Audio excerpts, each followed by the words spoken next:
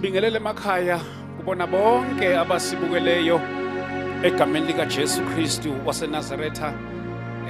Sibonge kakhulu bantwana benkosi egameni lika Jesu Kristu. We are advancing the kingdom of God.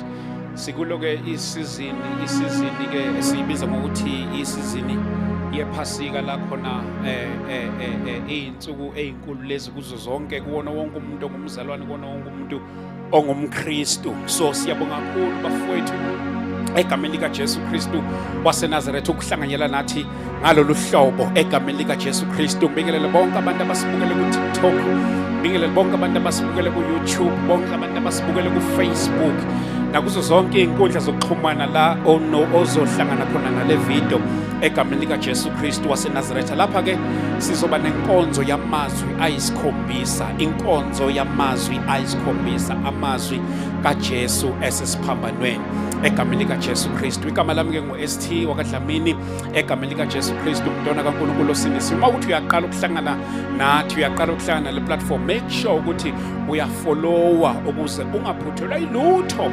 elandelayo. Yikho ke la siba nezingxoxo khona ezikuthuma emadolweni, ezikuthuma eBhayibhelini njalo njalo. Siyabonga kakhulu bafowethu ukuhlezi kuyintokozo ukuthi sibe nani lapha kulolu hlelo, lapha kule platform la khona suke sisenza zonke lezi zinto.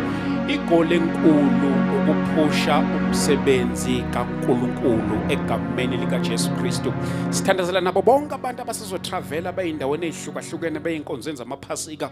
Umthandazo wethu enye inhloso ezinkulu ukuthi sibe nalo umthandazo lo siba nawo lapha ukuthi wonke umuntu osazotravela atravele ngokuphepha, nalo ngeke akwazi ukuphumelela ukuyenkonzweni kodwa azizwe senkonzweni ngalamazwi okanye ngamazwi uNkulunkulu azowakhuluma lapha kule ndawo egameni lika Jesu Kristu. Bakhona ke abafundisi, mina ke ngizovela kanye mangiphuma lapha ke bazobe sebeyingenela ke ngokushintshana kwabo izwi lenkosi lokulishunyayelwa lapha kule ndawo. Silapha ke esonile ka baba umfundisi Umbatha, sasilapha during iCovid. Masime lapha kule ndawo sikhumbula ngeinsuku zeCovid. Sangena nathi emlandweni, sisemlandweni ukuthi ngeinsuku zeCovid salishumayela ivangeli. Sisemlandweni, sisemabhukwini ukuthi singabanye abantu nathi abalishumayela ivangeli during ilockdown. But ke before any waste of time, nginomfundisi wami lapha engizoqala ngaye egameni lika Jesu, so ozosendlalela kamnandi lento egameni lika Jesu Kristu. Umhlobo wami lapha umprofeti umkhulise egameni lika Jesu Kristu. Ngiyacela nje bonke abafundisi abakhona lapha e-studio, ngicela ukuthi abafundisi bami sikhululekeni singawubambi kakhulu umoya, sikhululekeni nje sibe senkonzweni, sikhululeke nje bafundisi bami. Mawuza ukuthi usho amen usho nje, mawuza ukuthi shaya izandla uzisho uyishaya nje, akunje ukuthi sise-radioweni. Amen. So sikhululeke nje noma ngabe yini ofisa ukuyisho iyozwakala ngendlela ezwakala ngayo. Mfundisi wami siyabonga kakhulu, ngicela uthelela ithuba ngikomukele egameni lika Jesu Kristu waseNazaretha. Mhlawumbe sonke singamshayela izandla nje, sizwakala izandla e-studio, i-studio ake sishunqe umlilo e-studio. Kodwa Nkosi yami namhlanje egameni lika Jesu Kristu waseNazaretha, Prophet kaNkulunkulu, sibonga ukuthi sibe nawe lapha namhlanje. Lokho inkosi ke ekuthume khona namhlanje kubona bonke abasibukele lapha emakhaya. Khuluma nceka kaNkulunkulu, ingcebo zakho nabantwana bakhe emakhaya balalele. Amen. Again, ake sithandaze. Heavenly Father, we thank you in the mighty name of our Lord Jesus Christ. We thank you ngomsebenzi omuhle owenzayo ngempilo zethu, owenzayo emakhaya. Siyabonga baba wethu onamandla wonke, phela uNkulunkulu othembekile, phela uNkulunkulu ongcwele. Siyabonga ukuthi njengoba sekwisizini yephasika, uNkulunkulu wethu onamandla wonke, sikhumbula umsebenzi owasenzela wona emthini wehlazo. Heavenly Father, sibonga ukuthi uzosivuselela, sibonga ukuthi uNkulunkulu wethu ongcwele impilo zethu, Nkosi yenkazimulo, uzozenza kabusha in the mighty name of our Lord Jesus Christ. Siyabonga sikhumbula ukuthi ushawela thina, wathukwa uthukelwa thina, walahlwa ulahlelwa thina. Baba wethu onamandla wonke, sizothi ukube ubungekho Nkosi yenkazimulo, angabe sifile, angabe siyihlazo, angabe siyinhlekisa, kodwa wasilanda, wasithwala, wasihlenga sisebubini bethu. Heavenly Father, we thank you. Impela umuhle, uthembekile futhi ungcwele. Yakhuleka ukuthi kube yilona loyo oke makhaya olalele uNkulunkulu wethu ogcwele uphinda impilo yakhe ngegama lika Jesu Kristo. Izwi lakho malehla phezu kwempilo egulayo, ngikhuluma ukuphila ngegama lika Jesu Kristo. Malehla izwi lakho lehla phezu komuntu oboshwe yinkinga, phezu komuntu oboshwe ama-addictions. Heavenly Father, I pray ukuthi ubakhulule ngegama lika Jesu Kristo waseNazaretha. Let your name be lifted on higher. In your name alone, oh God, we thank you. In the mighty name of our Lord Jesus Christ. Thembekile umuhle, ngcwele, akekho njengawe. In the name of Jesus. In Jesus' name. Amen. Ake ngithathe ithuba ngibikelele kakhulu bazalwane bonke abasibukele emakhaya. Siyabingelela egameni lika Jesu, umfundisi omkhuliselo oqhamuka eGrace and Restoration Worship Center. Sikhona la eSoweto eMidlands Zone 11 endaweni ebizwa ngokuthi iKemzimhlophe eHostel. Amen. Sesifikile leso isikhathi sePhasika la khona abazalwane behlanganyela endaweni ezinhlobonhlobo ezihlukahlukene. Siyambonga ke uNkulunkulu ukuthi usesithwalile kwaze kwaba kalokho. Okwami akukuningi kakhulu bazalwane bami, ngifisa kafushane sibuke lokhu okubizwa ngeVia Dolorosa or ama stations lawa awu-14 ahanjwa uJesu eya ekufeni. Amen. Ngifisa nje siwabuke kafishane for few minutes mese ngidedele abefundisi abazosinika amazwi ayisikhombisa. Mhlambe angikuveze ukuthi iVia Dolorosa iqala emva kwama-trials kaJesu, iqala emva kwama-trials kaJesu, kanti futhi inama stations awu-14, kodwa ku station number 11 ila khona uJesu ekhuluma amazwi lawa aziwa ngokuthi amazwi ayisikhombisa. Amen. Sizothi nathi masifika ku station number 11 mase ngiyabadedela abefundisi abanhlobonhlobo mese bayawasho lamazwi ashiwo uJesu esiphambanweni. Awu amen. Ake ngiqale ngikubeke ukuthi i-trial noma ama-trial kaJesu, noma singakhulumi ngawo kodwa ngicela nje ukudlula kuwona kafishana. Ama-trials kaJesu aba yizigaba ezimbili. Isigaba sokuqala kwaba i-Jewish trial, yes, mase kube isigaba sesibili la khona ashushiswa ngokwe-Roman trial. Amen. Kodwa uma sibheka eshushiswa kwi-Jewish trial, wavela phambu kwabantu abathathu mangayibeka kanjalo, ngoba mawufunda uJohn chapter number 18 verse number 12 kuya ku14 simbona uJesu evela phambu kuka-Ananias. Yes. Kodwa aphinde avele okwesibili evela phambu kukaKephas. Lokho siyakuthola kuMatthew 26 verse number 58 kuya ku68. Aphinde avele phambu kwesigungo esihloniphekile esasibizwa noma esibizwa ngeSanhedrin. Lapho sibona kuMatthew 27 verse number 1 kuya ku2, lapho wayeshushiswa ngokwe-Jewish trial. Kodwa kulokhu kwesibili kwi-Roman trials uvela ekuseni ngo-6, ubonakala evela phambi kukaPilato. Mawufunda uJohn number 18, uJohn chapter number 18 verse number 28 kuya ku38, uvela ngo-6 ekuseni, uvela phambi kukaPilato.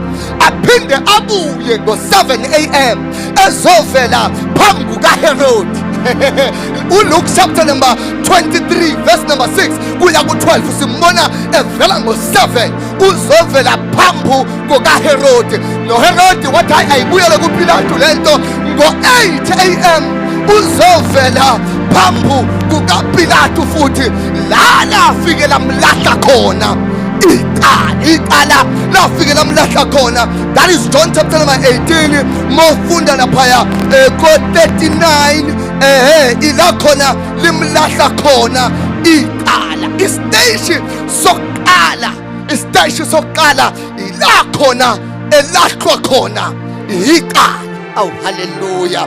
Let the Bible molfunda ku Matthew 27 verse number 26 wayesebakhulelela uBhalabha kepha wamshaya uJesu waminikela ukuba abethelwe esiphambanweni. Hallelujah. Siteshi sokuqala uJesu uyanikelwa ukuba abethelwe esiphambanweni, kodwa isiteshi sesibili uJesu is forced to carry his cross. Hallelujah. Is forced to carry his cross. Kodwa isiteshi sesithathu ila khona ewabafowethu for the first time, ngoba ume phethe isiphambano siyasinda, isiphambano sibhlungu, isiphambano sinzima, sizwa kuthiwa wawa for the first time, okusho ukuthi kusakhona ukuwa kwesibili futhi kusakhona ukuwa kwesithathu. Angazi noma ngingayisho lento bafowethu bese ngiyaqhubeka. Kulolu hambo kuyawilwa, kulolu hambo kuyasinda, kungenze kuwo kokuqala, kodwa mangabe usuwile okokuqala awupheleli lapho, kodwa kuyavukwa bafowethu wawa for the first time. Ngazi usuweka ngakho, kodwa noJesu wawa esindwa esiphambano. Station number 4 okuyiyona ndawo engizwisa ubuhlungu ngendlela esimanga, kuthiwa uJesu wahlangana noma wakhe.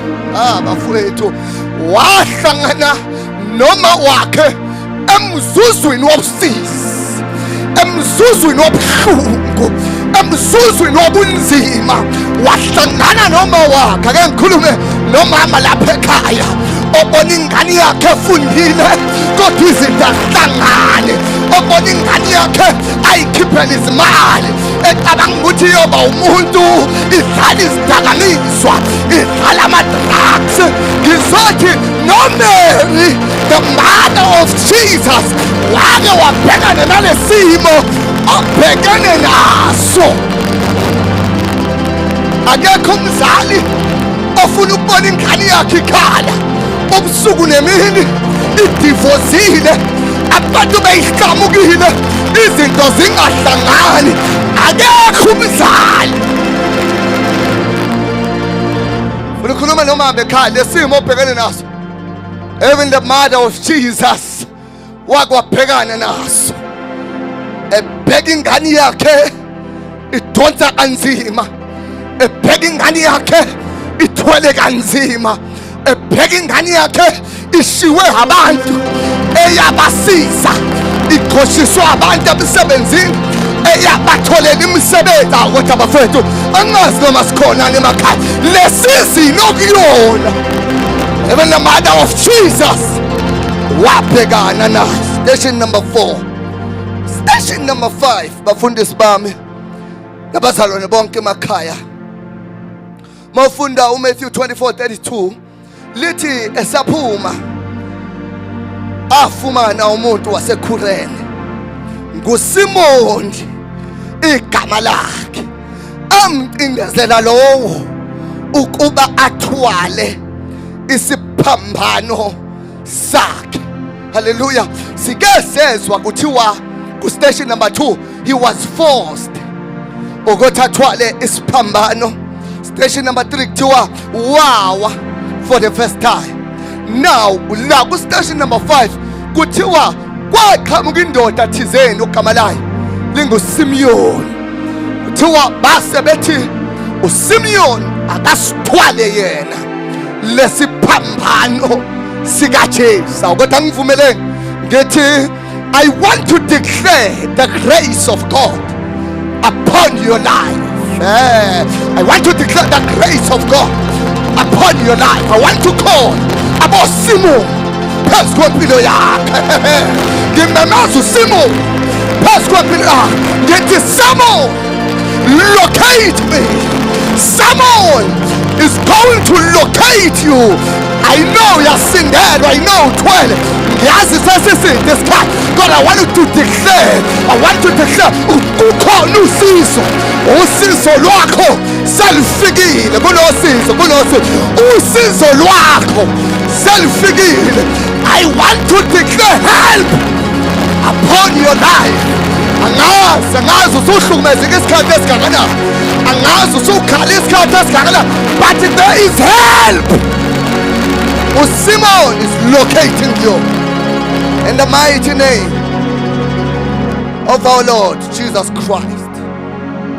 Oh, bafowethu, station number 6 kuthiwa kwaqhamuka owesifazane obizwa ngokuthi uVeronica.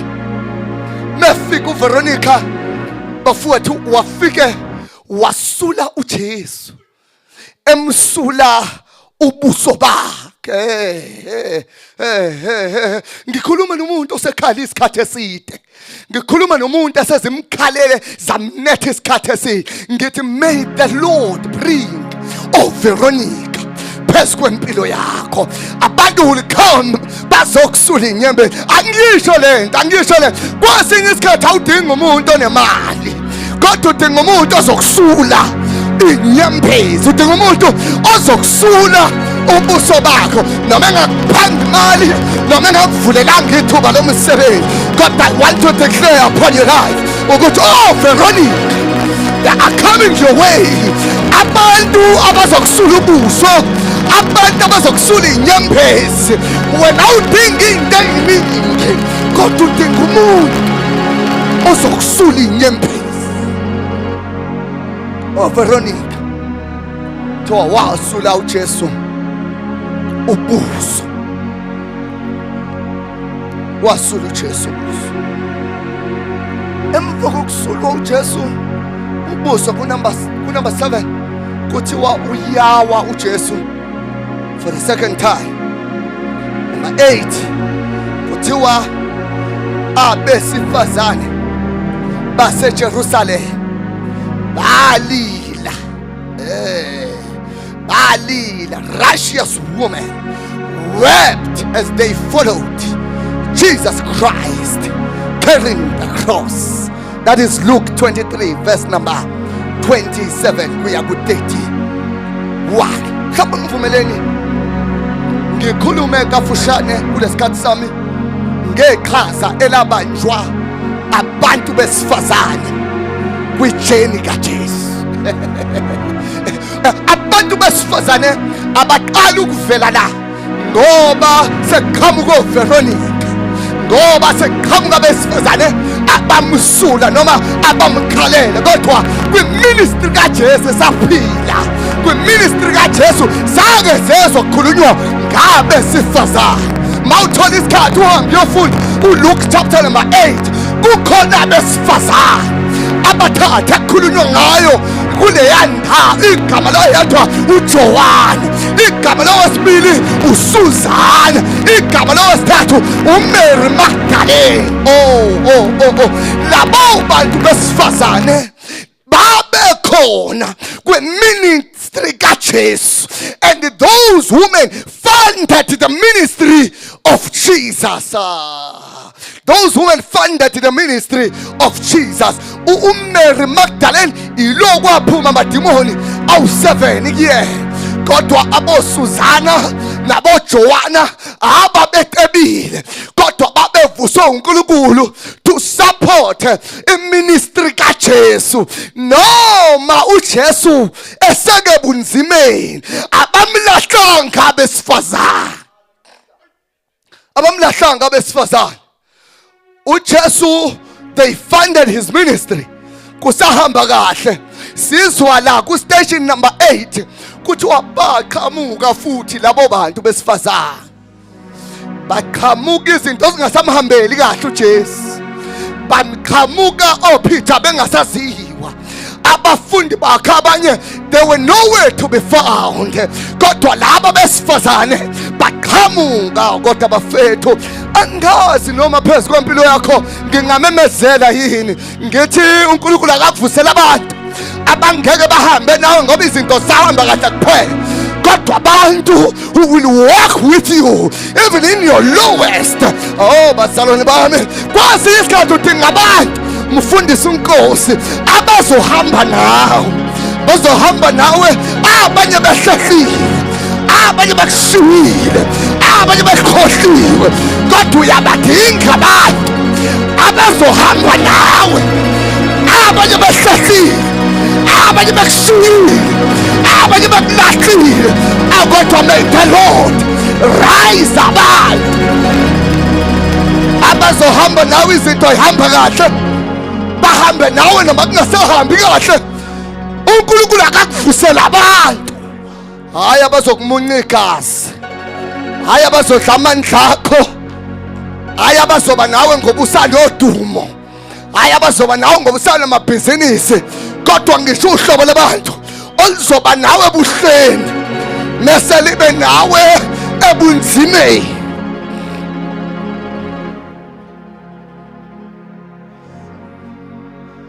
Jesus fell for the third time. Jesus fell for the third time. Empilweni kuyawiwa. Oh bazalwane bami, asimshiye uJesu ngoba siwile, asimshiye uJesu ngoba sesibona ngathi sibuthakathaka. Lithi iBhayibheli noma ucwaningo lithi wawa kabili, wawa kwesibili, wawa kwesithathu, ngoba kulolu hambo kuyakhathalwa, kulolu hambo kuyaliwa. Uzowa kodwa noma ungawa asipheleli phansi, uyawa okokuqala mase uyasithunutha uvuka uqhubeke, okwesibili mase uyasithunutha uvuka uqhubeke. Awake ngimemezele, kuyawiwa kulolu hambo. Nasebhizinisini lakho uyilokokuqala, vuka uzithathe. Emshadweni wakho uyilokokuqala, vuka uzithathe. Kweministry yakho iwilokokuqala, vuka uyithathe. Jesus fell 3 times. Kodwa limanga lapho uhambo lakhe. Number 10, Jesu bamkhumula ingubo ayesigqokile.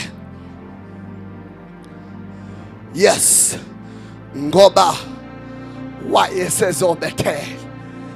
Number 11, afuthu ila khona esesifika khona ke njengamanje, la khona uJesu eselengile esiphambanweni.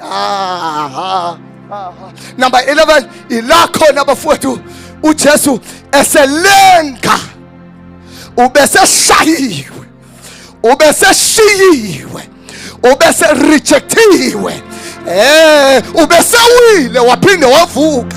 Kodwa ku number 11 ila khona uJesu simthola bafowethu elenga emthini wehlazo. Number 11 ila khona sizwa khona amazwi ayisikhombisa lawa awasho. Ngivumeleni kuwona lowo moya, ngidedela indoda kaNkulunkulu ezosho izwi lokuqala elashiwo uJesu esiphambanweni. Baba umfundisi uza ngaphambili uzosithulela izwi lethu lokuqala uJesu alisho esiphambanweni. Shani izandla ezinkulu, samukele kaNkulunkulu. Njengamanje uyalenga, njengamanje uyalenga, ulenga emthini wehlazo. Njengamanje uyalenga, ulenga esiphambanweni.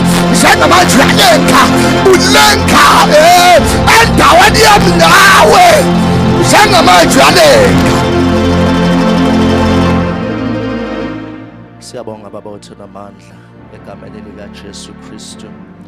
waseNazaretha, siyathandaza Baba wethu namandla onke. Baba wethu ingcwele, izwi lakho selehlile kule ndawo. Siyakhuleka Baba namandla onke, usakhuluma uqhubeka uzambula kule ndawo. uNkulunkulu namandla onke, ngegama elinamandla lika Jesu Kristu inkosi yethu ephilayo manje naphakade. Amen. Angithatha leli thuba bazalwane ngibingelele emakhaya kwelihle igama lika Jesu Kristu. Wonke umuntu osibukayo nosilaleleyo siyadlulisa ukubingelela okukhulu, sibingelele na ku ST Media okuyiyona yona esihlanganisele lo mhlangano kaNkulunkulu egameni lika Jesu Kristu. Ilapha ke bazalwane ngokuzokhuluma ngamazwi uJesu akhuluma ngawo esiphambanweni okuyizwi lokuqala elitholakala ku Luke chapter 23 verse 34. La kufundeka khona kanje bazalwane. uJesu wathi Baba bathethelele ngokuba abakwazi abakwenzayo. Babebalana ngezingubo zakhe benzelana unkatho.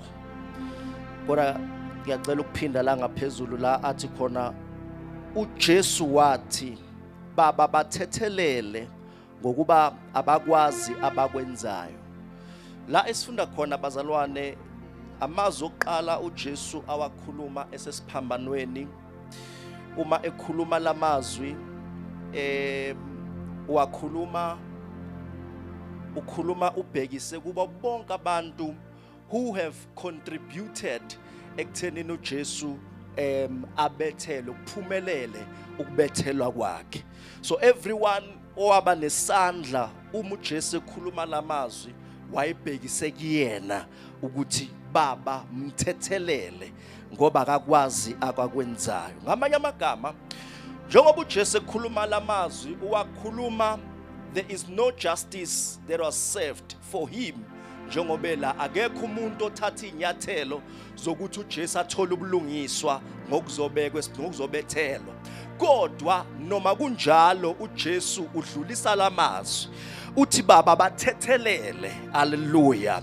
Number 2, njengoba uJesu edlulisa lamazwi uwadlulisa nje akekho noyedwa umuntu ophendukile phambi kwakhe wathi ngiyaxolisa ngithethelele ngonila ngenzanga kahle. Kodwa despite of all those things not happening, kodwa uJesu still go on decided ukuxolela wonke umuntu omenze kabi. Ngamanye amagama lento lesisenzo esenziwa uJesu isenzo esiveza ngokusobala inature yesiphambano ukuthi kahle hle imvelaphi noma inature yesiphambano kuukuthi the nature of the cross is forgiveness. Ngamanye amagama njengoba inature yesiphambano kuuxolela, now who are those who deserve this forgiveness? It's everyone ophilayo emhlabeni. Ngamanye amagama isiphambano exists for the humanity to be forgiven. Isiphambano sikhonela ukuthi umuntu osemhlabeni abe umuntu okwaziyo ukuthola ukuxolelwa. Ngamanye amagama noma ngabe isiphi isono osenzile wazi noma ungazi, kodwa isiphambano sikhonela ukuba wena uxolelwe ulapho okukhona egameni lika Jesu Kristu waseNazaretha. And also it leads us to a point whereby ukuxolelwa kuba isisekelo sokuhlengwa kwethu. Now forgiveness becomes the foundation of forgiveness of our redemption and salvation. Ngamanye amagama njengoba uJesu exolela, ingakho izwi lesibili uJesu simthola esenza umusa noma epractice umusa kwiselelesi uma sicela sithi ube nami embusweni wakho, uthi ngempela ngizokuba nawe. That is the practice after he has forgiven. Now ke lo muntu lona abantu abaningi bayebemangale ukuthi why lo muntu lona athi uJesu ngizoba nawe eparadise noma engaxolisanga. Ingenxa ukuthi already kwiverse lokuqala noma kwizwi lokuqala uJesu has already practiced forgiveness. Ngamanye amagama, whatever this man has done akusadingi ukuthi axolise, ngoba uJesu awunikhona abangcwele usomxolelile. Wonke umuntu uxolelwe, awunikhona abazalwane, is under the covering of forgiveness. Ingakho athi uJesu namhlanje akabuzi ukuthi wenzeni, akabuzi ukuthi ukuwaxolisa yini, kodwa uthi namhlanje ngizoba nawe, awunikhona webazalwane, because Jesus is a forgiver of every sinner and a forgiver of every man. Akunandaba ukuthi siphi isono senzile, akunandaba ukuthi uyithole sewenzeni, kodwa there's enough grace from him, nikhona wena webangcwele, to forgive your sins. Now as I'm closing bazalwane, the question will arise ukuthi since isiphambano simele ukungxolela, now should I deliberately continue to sin? Umbuzo uzovela ukuthi noma ke isono simele ukungxolela, mina njengoba ngiphila kufanele yini ngiqhubeke ngone, ngoba phela isono sizongxole, isiphambano sikholela ukuthi ngixolelwe? No bazalwane, iBhayibheli mawufunda uHebrew chapter 10 verse 26 no 27 uyakuveza ukuthi uma siqhubeka sona sesilazi iqiniso lithi there is no more sacrifice left for our sins, kodwa intesisele ukwahlulelwa nokusha kwangunaphakade. Ngamanye amagama bazalwane, uma umuntu ekuhlengile esehlengile bunzimeni nasebungozini obuzofaka impilo yakhe ebunzimeni, kufanele uma ekunikeza umusa ukuhlenga, uma usuhlengiwe ukwazi ukubonga with gratitude, which is what the gratitude. Igratitude ukuthi lento hlengwe kuyona bese uyabalekelana nayo impilo yakho yonke, ungaqhubeki esonweni kodwa ubalekelela nesono, ngoba njengoba uhlengiwe uhlengwe entweni eyingozi, ngoba isono noma simnandi kodwa isono siyingozi, noma isono simnandi kodwa isono siyingozi. Ingakho uma uthola ithuba lokukhishwa esonweni akufanele uyibusele wena, ngoba let ingozi will destroy your life. Now the answer is no, do not deliberately sin, because umusa uzovama phezu kwempilo yakho, uzophela and into ezokusalela iyodwa, ngoba there is no other sacrifice for sin, it's only the cross. Now if you sin against the truth of the cross, kusho ukuthi umusa uzowaphelela, kodwa kobe sekusela ukwahlulelwa phezu kwempilo yakho. Let us welcome bazalwane egameni lika Jesu the speaker, in the mighty name of Jesus Christ of Nazareth. We are forgiven. waseNazaretha egameni lika Jesu. Siyabingelela abazalwane kubafundisi bonke ST Media. Siyabonga leli thuba egameni lika Jesu Christ waseNazaretha. Hallelujah. Ake sithi hallelujah. Glory to Jesus. Igama lami ngingudefezo wakamahopa, a junior pastor in Faith Temple of Fire Center ngaphansi kwaMpostoli uMbatha egameni lika Jesu. Amen. Ngizokwenza izwi lesibili bathandekayo. The book of Luke chapter number 23. Thank you, Holy Spirit.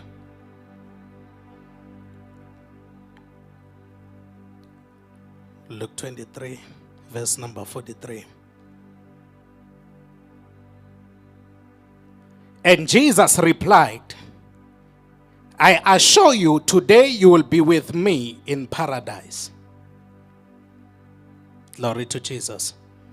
Lasi sifunda khona ke bathandekayo izwi likaNkulunkulu. uJesu uresponda kumuntu othile. Hallelujah.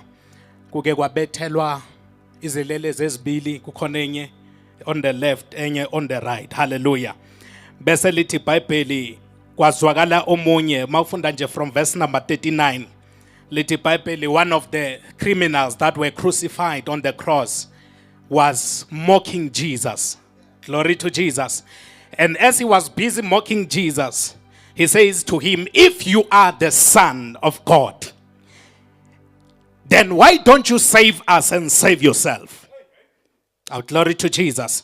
Now, makashola mazwi bathandekayo, akuphendula uJesu kodwa akuphendula esinye eseleleze esesiphambanweni esithi kuye, awumsabi yini uNkulunkulu? ukuthi ungakhuluma lamazwi akhulumayo. Bese le ndoda iya understanda ithi the both of them they deserve to be on the cross. They deserve to be crucified for they have sinned. But the man who is in the middle, his name is Jesus. He never sinned, but he was crucified. Likhona bathandekayo. Bese lithi iBhayibheli lo makamtshela uthi thina we deserve to be on the cross. But the man that is in the middle, he's innocent. Bese lithi iBhayibheli makasho lamazwi bese uyacela into eyodwa kuJesu. Uthi Jesu uze ungikhumbule mawungene eparadise lakho namhlanje. Glory to Jesus. Makasho lamazwi uJesu uyayizwa uyasizwa isicelo sendoda ebonayo ukuthi ifanelwe umusa. Kwangathi le ndoda mprofeti kaNkulunkulu isho lamazwi is taking an advantage of the work of the cross, because Jesus has already fulfilled the mandate by hanging on the cross. So kukhona into enzakalayo ngathi le ndoda isho lamazwi ku Ephesians chapter number 6 elithi Bible, be strong in the Lord and in the power of his might. So meaning, in other words, he's taking advantage of the finished work of the cross. So as he's on the cross, I cannot lose the opportunity. Now let me make an announcement and ask for a request from the Lord, because law aganalo igala kodwa unamandla okuthethelela abanecala. So lithi iBhayibheli uzungikhumbule unyamaya. Lithi indoda uzungikhumbule mawungene eparadise lakho. The man understood ukuthi now this is an advantage ukuthi nami ngingene ezulwini. Ushana igrace yangabonakala emva kokufa kaJesu, yabonakala esasesiphambanweni esaphila. Kwazwakala uJesu athi namuhla umayo ngoba akapostpone lo Jesu, akabalelani iphambeko lo Jesu, akanandaba ukuthi wenzeni izolo, kodwa le ndoda inamandla okufaka kwiparadise ungawushani imandosai. Lithi iBhayibheli they that call upon the name of the Lord they shall be saved. In other words, le ndoda yathatha advantage and he called upon the name of the Lord. Indoda yasindiswa ngomzuzu wokugcina. Indoda yasindiswa isikhathi sesiphelile. Ayiphilanga insindiso le ndoda, ayikhulumanga ngamathangisi le ndoda, kodwa namuhla bazalwane, ngenxa yokuthi ivuma ukuthi uJesu inkosi, ngenxa yokuvuma kwakho ukuthi inkosi namuhla uzungikhumbule mawungene eparadise lakho, inkosi yamenzela umusa. Isikhathi sesiphelile, abashoyo sebesho bathi siyamazi ukuthi ungumbulali, siyamazi ukuthi wayekade ethakwa bese bebala necala la namacala wakhe, kodwa uJesu wathi namuhla ngoba akabalelani iphambeko uJesu, wathi namuhla. Yebo isikhathi sesiphelile, usuya ngasekufeni ngoba mawuke wamvuma lo Jesu. Bazalwane, akanayo idustbin yokulahla abantu. Bese lithi iBhayibheli 2 Corinthians chapter number 5 verse number 70 lithi iBhayibheli umuntu ekuKristu Jesu uyisidalwa esisha, okwakudala kuyadlula awubheka kuvela okusha. uJesu angabheka ukuthi le ndoda yenza amacala angakanani, iyone kangakanani, kodwa wathi namuhla ngoba uJesu akapostpone. Mawuke wavuma ukuthi uyinkosi, uvela vele njengenkosi, afika fohle noma abantu sebethi kuphelile, abonakala uJesu sebathi kuphelile ngawe, kodwa uJesu angenele ngoba akasibheki isono somuntu. Le ndoda took advantage of the finished work of the cross. Le ndoda took advantage of what Jesus has already done on the cross. Wahlengwa igazi elinamandla elithi iBhayibheli likhuluma kangcono kunegazi lika-Abeli. Amanye amagazi akhalela i-redemption, amanye amagazi akhalela i-revenge, amanye amagazi akhalela impindiselo, kodwa elikaJesu lakhalela indoda. Indoda ekade sekuthiwa kuphelile ngayo, kodwa uJesu waseNazaretha, inkosi yamakhosi, uGod, umdala wezinsuku, umafunga ngajiki, usonini nanini, wathi namhlanje, hayi kusasa kodwa namhlanje. Lithi iBhayibheli, uma ulizwa izwi nini bathandekayo, namuhla ungenzi inhliziyo yakho ibe lukhuni. So indoda yavuma yathi inkosi, the minute ithi inkosi, the minute acknowledge uJesu njengenkosi, wathi inkosi, uJesu wabamba inkosi. Bazalwane, wathi uzungikhumbula mawungene eparadise lakho. uJesu wangapostpone, wabamba leli lithi inkosi, ngoba sowushilo ukuthi ngiyinkosi. Bese lithi iBhayibheli, igama likaJehova lingumbhoshongo namandla, abalungileyo babalekela kulo bese bayalondeka. Indoda yalondwa indoda sekuphelile. Walondwa igama elinamandla. Awungavela ngakhumbula uDavide, emfundisi wami, lithi iBhayibheli, wena uza kimi ngenkemba nangomkhonto, kodwa mina ngiza kuwe ngegama. Besathi umpostoli Paul, alikho elinye igama elinikeziwe ebantwini ukuze basindiswe ngalo ngaphandle kwegama likaJesu. Uyedwa umuntu, awunanga umlamuleli, sizosho njalo sithi nangu umlamuleli. Uyedwa umlamuleli phakathi kwabantu noNkulunkulu, umuntu. Kwasho ukuthi kulenga umuntu, bakhona abalengayo kodwa kukhona umuntu olengayo. Ayithi masivuma, abafowethu, yavuma indoda yathi inkosi, namhlanje ngicela ukuba nawe eparadise lakho. Wangabheka ukuthi uwone kangakanani. Ngoba uJesu, bafowethu, ukuthethelela ngisho sekuthiwa uvela kushintshe kade umbulali, uvela ube yi-intercessor. Akushintshe kade umthakathi, uvele ube umprofeti. Likhona abathandekayo, babala abantu babaliphambeko zakho, bathenga nakuyena yini lo owayekade etshontsha imoto zabantu, kuthiwa akuyena yini lo owayekade ethayisa ngomzimba, kuthiwa akuyena yini lo. Bafowethu, ngoba abantu baphethe amafayili wethu, kodwa ikhona indoda engenandaba nefayela ukuthi ifayela lithini.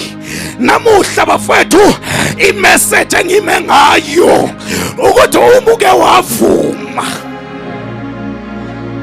Besithi incwadi yamaRoma chapter 10 verse number 9, uma uvuma ngomlomo ukuthi uJesu uyini bathandekayo, uyinkosi, bese uyakholwa ngenhliziyo ukuthi uNkulunkulu wamvusa kwabafileyo, bese lithi iBhayibheli kuba ukusindiswa.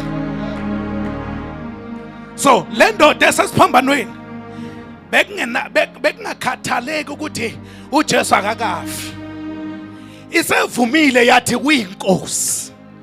Now uma eyinkosi yena, namuhla ngicela ungikhumbule eparadise lakho. uJesu wangapostpone, wathi namuhla ngiyakuba nawe eparadise. Kwasala indoda ekade ithi uma uyindodana kaNkulunkulu prove yourself, kodwa akadingi ukuziprova lo Jesu. Namanje sisaphila kwi-generation yokuthi uma uJesu eyinkosi, let him prove himself by doing certain things. Kodwa bafowethu, sikhonza inkosi engavotelwa. Sekenzela nalaba abaliphika izulu. Mina imessage yami ithi namuhla uma ungavuma namhlanje uvume ngomlomo wakho ukuthi uJesu inkosi, ukholwa ngenhliziyo yakho ukuthi uNkulunkulu wamvusa kwabafileyo, bese kuba ukusindiswa kwakho, namuhla ngiyakuba nawe eparadise lika Baba. Bafowethu, ikhona indawo yokuphumula. Singashayeka kube buhlungu, kodwa ikhona indawo yokuphumula. Namuhla ngiyakuba nawe eparadise lika Baba. God bless you. Hallelujah. Sibonge uNkulunkulu, igama ngudumisani wakwaganya. Sikwi izwi lesithathu. Hallelujah. John chapter 19 verse 25 to verse 27. Lifundeka ngolu hlobo. Then said from verse 25. From verse 25. Glory be unto the Lord. Now there stood by the cross of Jesus his mother and his mother's sister, Mary the wife of Cleopas, and Mary Magdalene. When Jesus therefore saw his mother and the disciple standing by, whom he loved, he said unto his mother, Woman, behold thy son. Then said to the disciple, Behold thy mother. And from that hour, that disciple took her unto his own home. Sifunda izwi lesithathu elikhulunywa nguJesu esesiphambanweni. Kunezinto ezenzekayo eziningi endingathanda ukuthi njena ndizibale. Eyokuqala uyalenga esiphambanweni. Eyesibini kunabantu abahlezi khona la esiphambanweni. Kuyinhlungu ahlangabezana nazo Yesu. Ngifuna ukuthi mphulaphuli nawe mbukele ekhaya, bakhona abantu ma usezinhlungwini abangathanda ukukushiya, baye bahlale nawe kwinhlungu nazo. YanguNkulunkulu angavusa abantu empilweni yakho noma ukuphi lapho khona, abazothi ma uhamba ebuhlungwini bakwazi ukuhlala nawe, bahambe nawe kuzo inhlungu ophezukwazo. Ngoba kulamaxesha esinawo abantu baye bathanda ukuthi xa kanye kukhuphukela uhlangabezana nobunzima empilweni yakho banyamalale. Uzwe umuntu ekhuluma ethi when days are dark, friends are few. Kodwa sibona la emnqamlezweni izwi likaNkulunkulu lithi wayelenga uYesu. Glory be unto the Lord. Kuzaliseka isiprofeto sika Isaya. Abaningi sebehambile, kodwa umama wakhe naye uJohn nabanye babehleli in the presence of God. Sitting ibandla, when times are tough in the house of God, they don't leave the presence of God. Here are the people that were standing and they were waiting in the presence of Jesus while he was going through pain. Bangapha basamelana nabo abefundisi kumaxesha nzima, when izimo zibhlungu kukubi. Bangapha bazalwane abamelana balinde basupporte isituation ibhlungu. Hallelujah. Izwi likaNkulunkulu lithi ebuhlungwini apho Yesu wayezwa ubuhlungu, apho izinto zazingahambi kakuhle, ekwakumele ukuthi ucingelana naye kwisimo wayekuso. Kodwa izwi likaNkulunkulu lithi wavula amehlo akhe wabona umama, wabona abantu ababekhona. uYesu uzwa ubuhlungu, kodwa uthi asewuvula amehlo acingele abantu ababekhona bengezwa ubuhlungu. Bangapha abantu abathi xa behlangabezana nobunzima babe nekhenga, abantu abangenabunzima izinto zihamba kahle. uYesu waba nekhenga abantu abebehleli bekhathalele yena.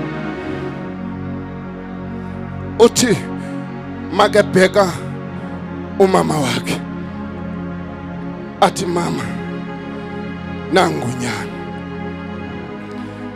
Ngamanye amazwi lento ayipheleli la kule situation eniyibonayo. Ndinikeza i-relationship different. Ungumama wami and ngunyana wakho, kodwa I'm introducing a different kind of a relationship, a heavenly relationship. Here is your son. Ngamanye amazwi susa amehlo akho kum, nangunyana ozohamba nawe. Ndikunikela kulonyana. Ngamanye amazwi kwakukho i-accountability ekwakumele ukuthi yenzeke kuye. uJohn abe accountable for the mother of Jesus. Accountability is very important in the relationship in the house of God. Akhonakali bazalwane sihambele journey without being accountable to each other. In the heavenly relationship, sons are accountable to their mothers and mothers are accountable to their sons. He introduced a heavenly relationship of accountability. He is a God. In his situation of feeling pain, he was still caring about the mother. He was still caring about John. He is Jesus who cares.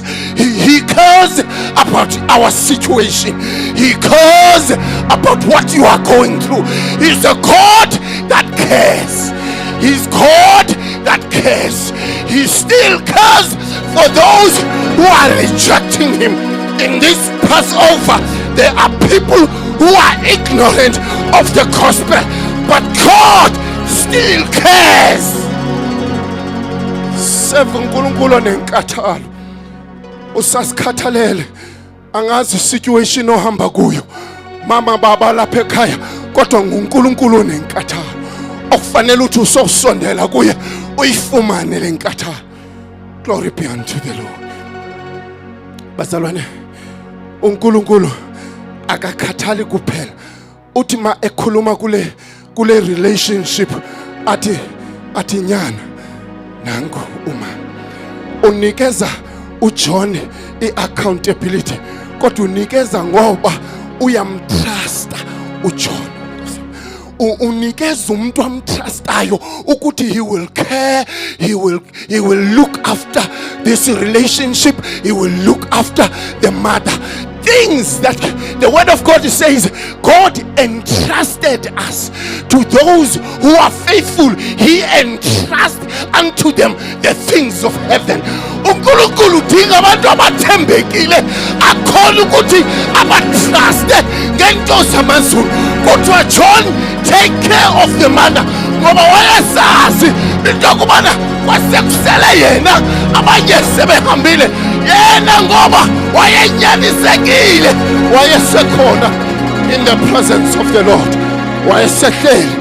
Kudingeka abazalwane abazohlala phansi kwesiphambano bathembeke ukuze zibuyiselwe izinto kubo esikaNkulunkulu ngoba sinikezwe nje naba.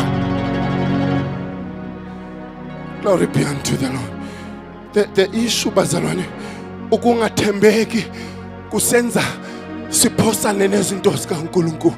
Ngifuna ukuthi kulonyaka thembeka ukuze uNkulunkulu arelease izinto zamazulu phezu kwempilo yakho. Thembeka, ethembeka. No, ungathembeki ebantwini kodwa thembeka kuye. Hlala kwiposition yokuthembeka. Hlala kwiposition yokuthembeka. Not only it was the accountability, but there was a responsibility that was given over them, over each other. It was accountability and being trusted and the responsibility. Yabazalwane, sikule ndawo nje sinoxanduva lokushumayela izwi likaNkulunkulu. Asenzi ngoba siyathanda. Lento yaqala eCalvary. Kwakhangelwa abantu abanekanduva. Responsibility is to preach the word in the name of Jesus. In the name of Jesus. Fazi nangu nyana. Nyana. Nangu mama. Hallelujah. Thank God. Mangithathele thuba nami ngibingelele kubafundisi bonke kule ndawo emakhaya.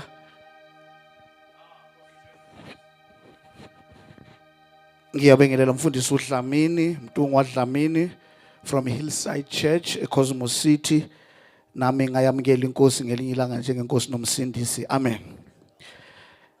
Izwi esizobhekana nalo ngalomzuzu lilapha kwincwadi kaMatthew 27 uverse 46. Matthew 27 verse 46 uthi, about 3 in the afternoon Jesus cried out with a loud voice, Eloi, Eloi, lama sabachthani, which means, my God, why have you forsaken me? I'm reading from the NIV Study Version.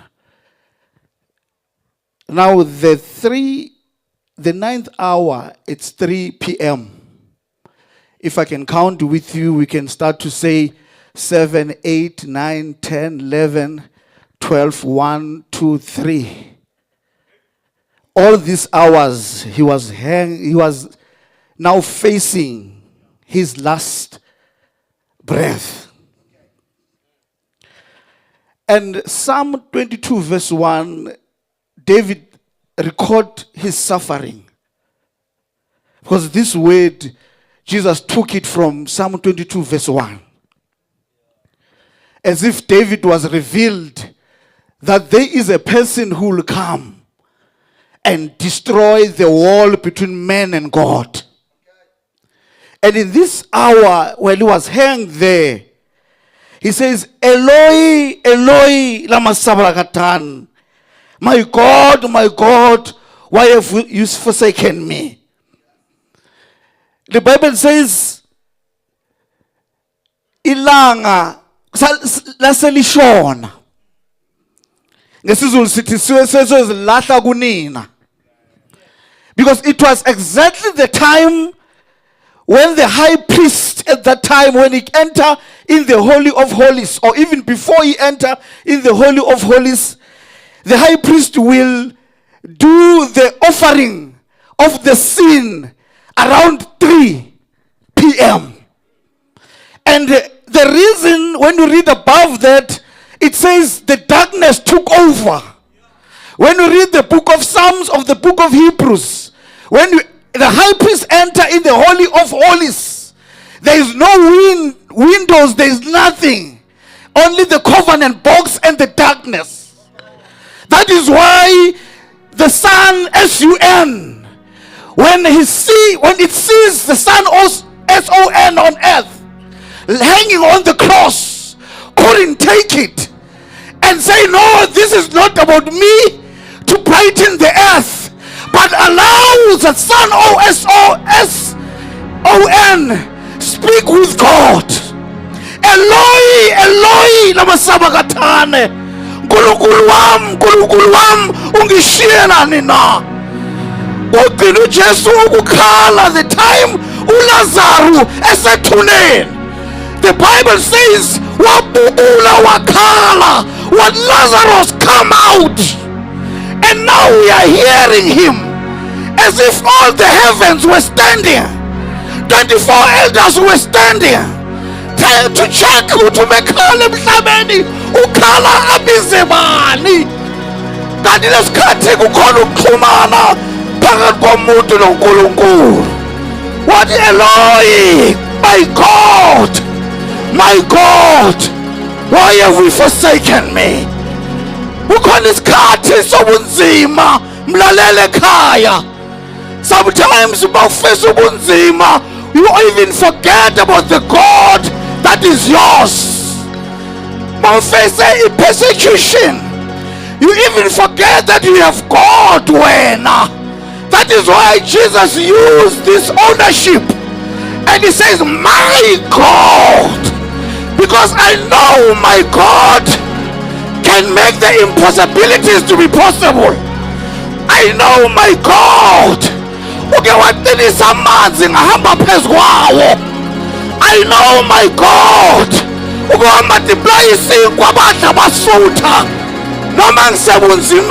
I should not betray him.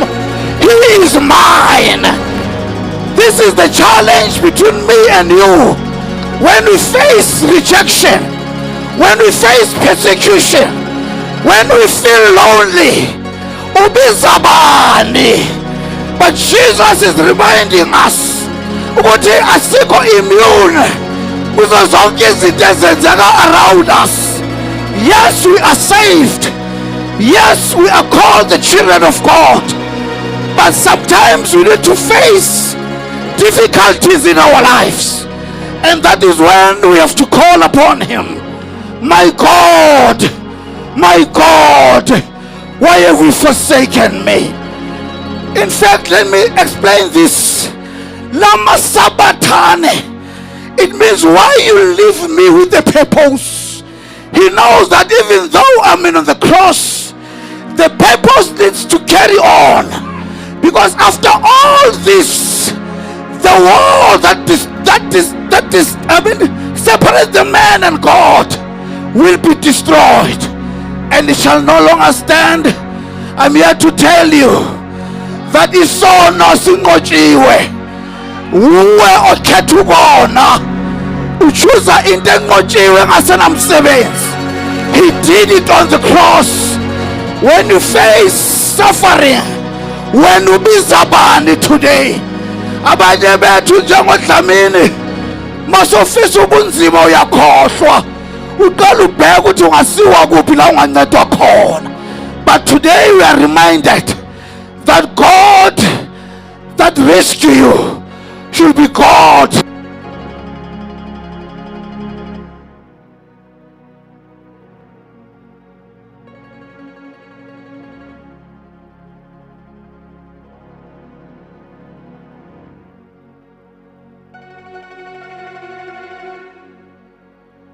Mlalele ekhaya ngizokhuluma nawe ukuthi ngelinye ilanga okaphamisa izandla waziletha kuNkulunkulu, noma nasebunzimeni biza yena uyezwa, nasebunzimeni mema yena ulalele. Don't ever call umuntu ngoba umuntu uzokureminder ukuthi wakunceda kuphi. Ungabiza umuntu ngoba umuntu angafuna nala ngisestudio athi usushumela kakhulu yehlisa. Because remember on the 20th, but nasebunzimeni we need to cry upon him and say, Eloi, Eloi, lama sabachthani. Thixo wami, undishiyanga ntoni na? Wayengamshiyanga uNkulunkulu. It's just that ilasivezelo divinity of Jesus Christ, that he was human being, yet he was God. The flesh on the cross, the bleeding of the blood, and he has to cry as a human like me and you. When you are crying, ubizabani, but you are called not to forget Jesus Christ as the Lord and your personal Savior. My God, why you have forsaken me? Amen. Aye, hallelujah, somebody, hallelujah. Precious Heavenly Father, we thank you. We give you praise. Father, we give you honor. Baba wethu namandla othembeke kuze kube phakade uba nonjengawe, uba nongalinganiswa nawe. Ukhona umhlaba ungakasekelwa, ukhona uyoba khona kuze kube phakade. Wathembeka baba wethu namandla, namhlanje kusene mini ntambama sithi akekho njengawe, akekho ongafaniswa nawe. Izibongo zikufanele wena wedwa njengoNkulunkulu. Take all the glory and honor tonight. Libitso la hao ngikhoboshia nethata balukile bamathela hulona bayaphule mtata modimo re a o leboha, re a o tlotisa tsatsing la kasheko. Ke mang ya tshwana le wena wa tshepahala bosong bona. Libitso la hao libokwe hlemolena ushatha la baha rekamayanda la baba bashende kosa. We thank you, we honor you, Jesus. Thank you, Lord. Hallelujah. Thank you, Jesus. Angithathe lithuba ngibingelele ngegama lika Jesu ntambama egameni lenkosi. Hallelujah. Hallelujah. Ngiyabingelela kuma host ethu sikwi pre bazalwane Passover. Sizokhuluma nje into eyodwa, sizokhumbuzana ngendaba yesiphambano.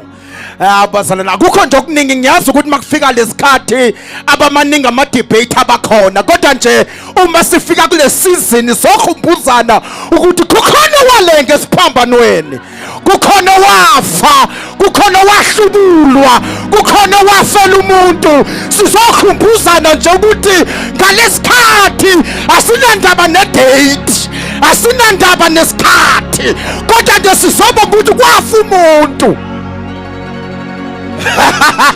Sikhumbuza nje usathane namadimoni ukuthi ngalesikhathi kwafa umuntu. Hayi kukhona umuntu owafa ngaleli xesha. Simkhumbuza lawo manxeba usathane eshanda khosathalaba. Ayingezwa kuyashisa bazalwane, ngeza kuyashiswa. We are reading the book of Matthew, John chapter 19 verse number 28. Hallelujah. Ngeke zonke zenkosi ikhona phakathi kwethu eseyishumayelile. Kuyavutha kuyashisa la e-studio. Hallelujah. The presence of God is tangible in this place. I greet you all nasemakhaya egameni lika Jesu. Thank you for welcoming us. Namadata eno lapho ngiyanithembisa ukuthi your life will never be the same again. Hallelujah. The book of John chapter number 19 from verse number 28. Nangamazwi akhulunywa uJesu athi emva kwalokho uJesu azi ukuthi konke sekuphelelisiwe ukuba kugcwalise kumbhalo. Wathi ngomile. After this, Jesus, knowing that all things were now accomplished, that the scripture may be fulfilled. Can I read again, Basalana? I like it says after this. Okusho ukuthi emva kwento eyenzekile kwaba ne after this. Maqeda nje uJesu elenge esiphambanweni lithi iBhayibheli after this. Emva kwalo maqeda ukwenzeka kwaba khona into eyenzekalayo. Ayibakwethu ngifuna ungena kwi-introduction kodwa ngiyezwa ngathi what after this. Kwaba khona into eyenzekalayo ngoba uma kuqeda ukwenzeka into ethile kukhona into ethile okumele replace lento elahlekile. Lithi ke iBhayibheli after this kwakumele kugcwalise kumbhalo. Kwakumele kugcwaliseke umbhalo ngoba kwakumele adlule, kwakumele ashaywe, kwakumele ahlushwe ngoba okwenzeka ensimini yase-Edeni lo Adamu wafa kumele kube khona ozongena esikhaleni sakhe. After this ake usho lapha emakhaya uthi after this. I don't care what the devil has done in your family, but I came to decree, I came to declare after this kumele kugcwaliseke isiprofeto. After this lithi wathi emva kwalokho akuphelelisa umbhalo ukuthi wathi ngomile. Ake sikuchazeni ke leli gama lokoma. Le lokoma manje abantu bayoma la masebomile bathi uJesu noJesu wayomile ukuthi asikuchaza lokoma ukuthi kuphi lokoma okushiwo oba abantu bayoma izinto eziningi abanye bayoma yiwayini abanye bayoma manzi, abanye bayoma isiminofu, abanye bayoma ibitterness, abanye bayoma ipride.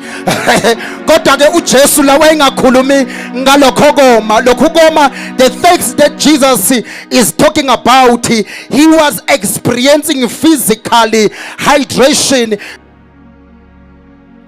showing his humility.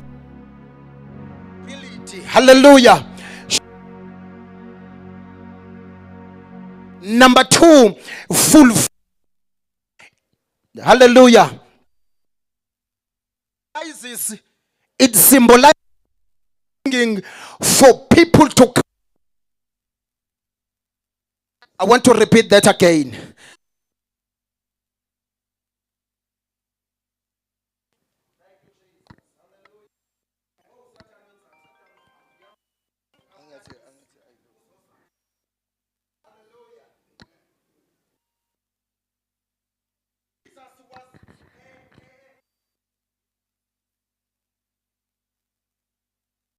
Longing for his people to come to him as a living water. Hallelujah.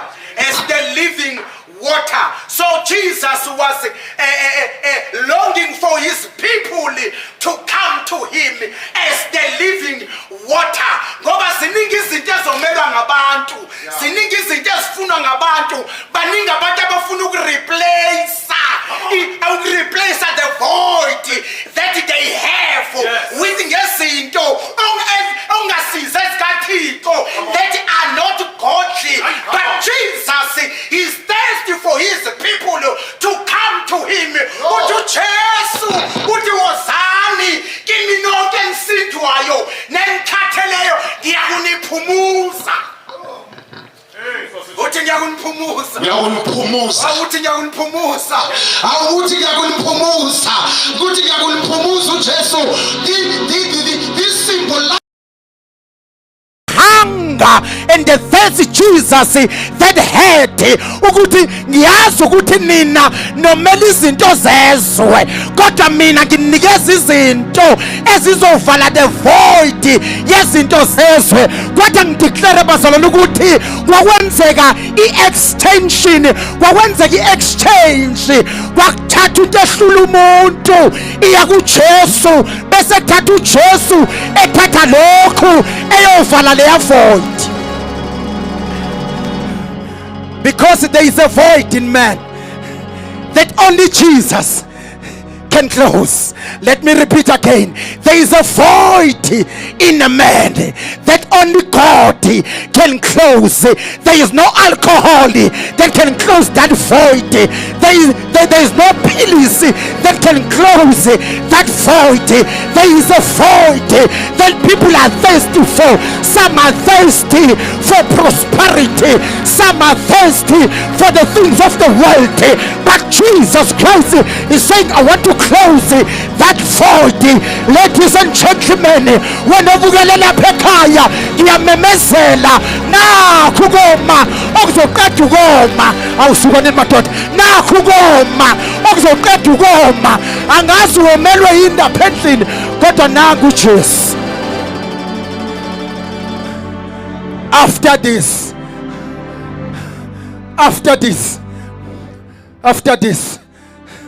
I will close the void. There are people who feel lonely and they think ukuhamba belalala around kuzovala leya loneliness, because we don't get married because we are lonely. we get married because we are alone. Yeah, let me repeat that. Asishadi ngoba sizumzwangedwa, kodwa sishada umuntu ozofulfilla a divine potential empilweni yami. Hallelujah, hallelujah. Uthi ke uJesu, I'm thirsty, I'm thirsty, I'm longing for my people. Bazalwane bami, ladies and gentlemen emakhaya, I want to say this to you. uJesu into akayifunayo ufuna size kuye. According to Matthew chapter 5 verse number 6, uthi uJesu, blessed are those who are thirsty and hunger for righteousness. Ufuna abantu abalambele yena, njengoba yena wayesesiphambanweni esephelelise konke, abusekho ubunzima, kodwa kuze uNkulunkulu elenge esiphambanweni athi it is finished, athi after this kwagcwaliseka umbhalo. I want to close with this. God has not forsaken you, but you have forsaken God because of circumstances that you have faced in this life. I want to pray with you. Lapekaya, I want to declare and declare this. After this, after the storm you have encountered, after the storm that you have encountered, but after this, khona into ezovela. Ngiyaprofetha nje ngithi after this, angazi kuleyo divorce odlule kuyi-issue unjani, but ngithi after that divorce kukhona into enhle ezovela. Akapheli ngawe. I don't care usathane namadimoni bakhuluma bathini ngawe, kodwa akapheli ngawe. Ngalesikhathi sephasika akube i-remembrance kuwe. Akapheli ngawe. Wale ngesiphambanweni wafela wena, wafela izono zakho ukuthi wena ube nokuphila okunaphakade. He died as me. Hallelujah. Jesus desire a deep connection with his people. When he says, I am thirsty, I am longing for my people. My people, where are you? I am longing for my people. Abantu bomela izinto eziningi, kodwa ngizwe umuntu athi njengendluzela yomela amanzi, kanjalo umphefumulo wami womele wena Nkulunkulu.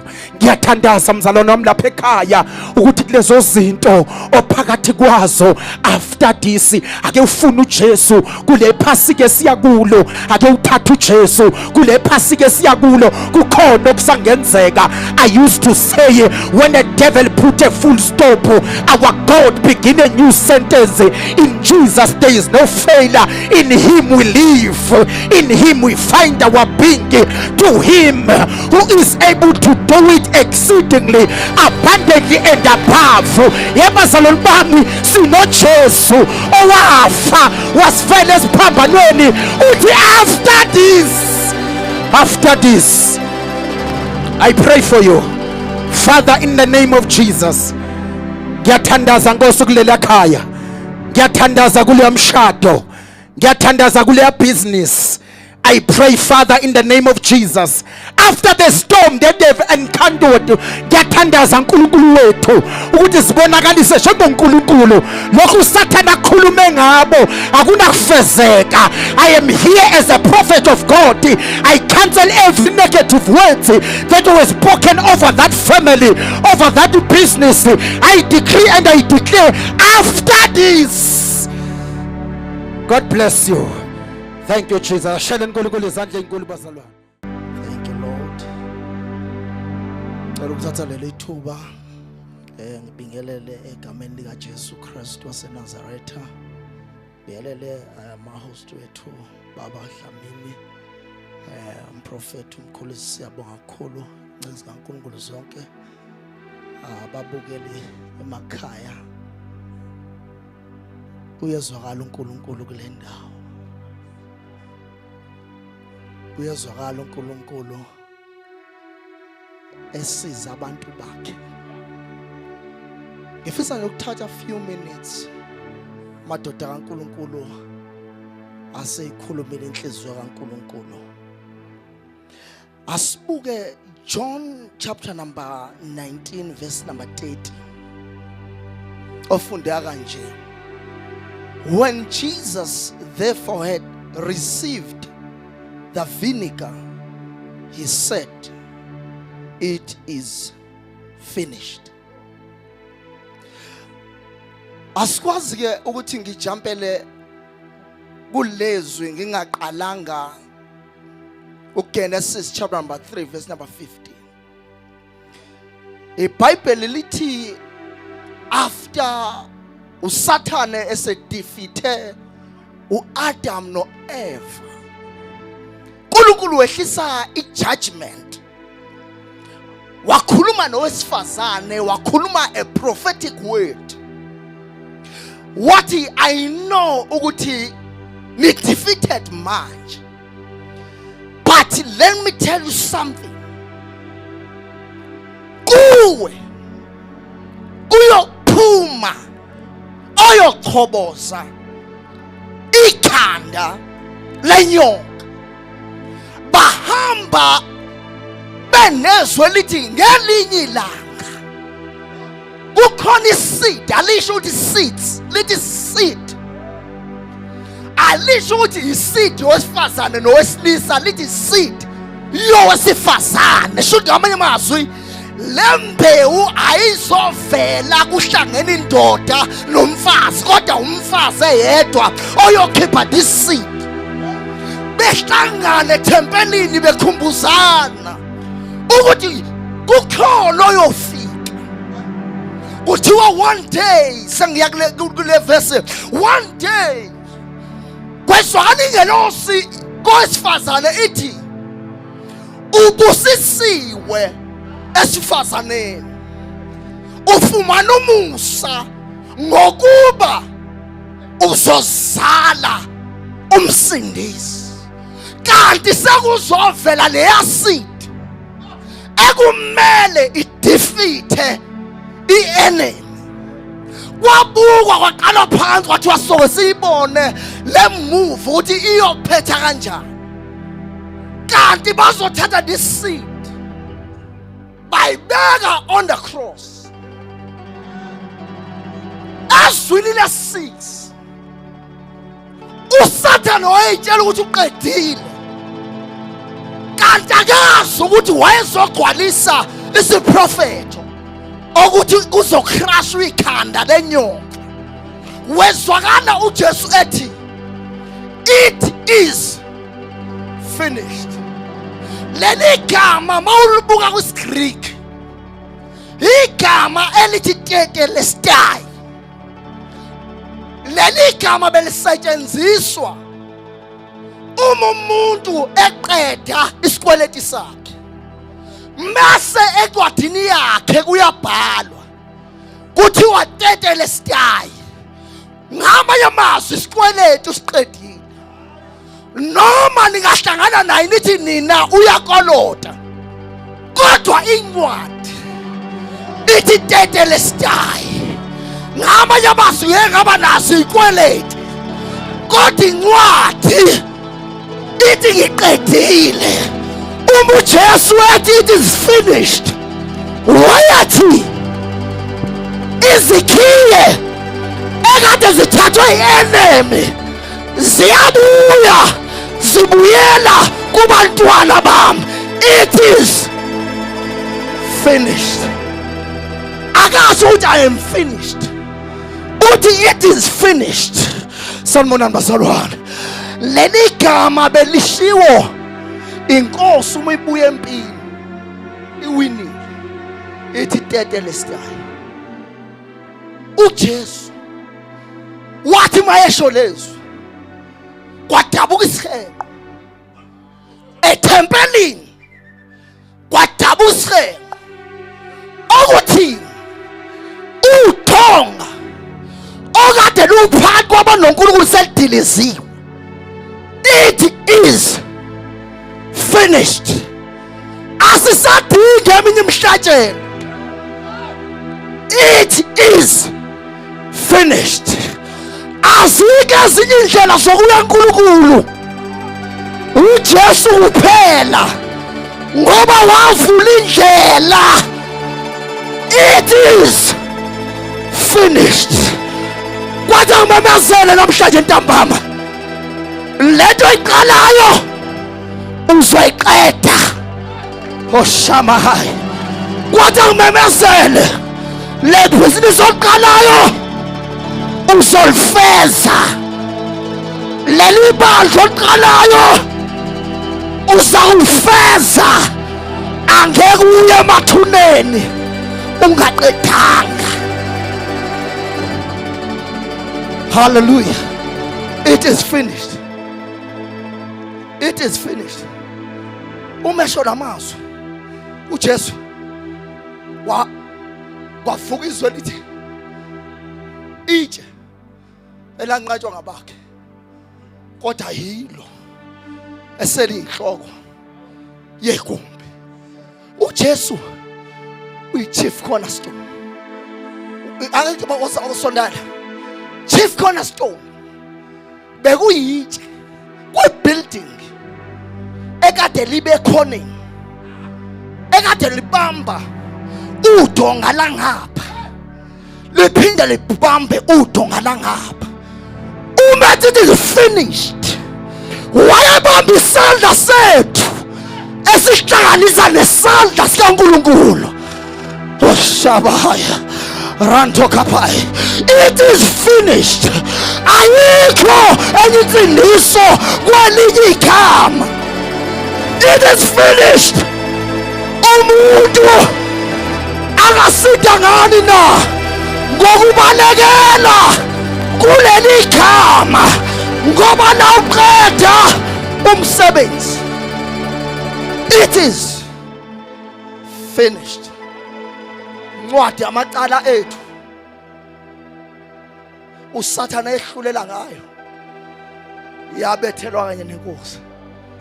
Incwadi eyikweleti mase yabhala umbhali ethi sondelani ngesibindi ehlalweni somusa nibone ukuthi ngeke nawe ufumana nomusa.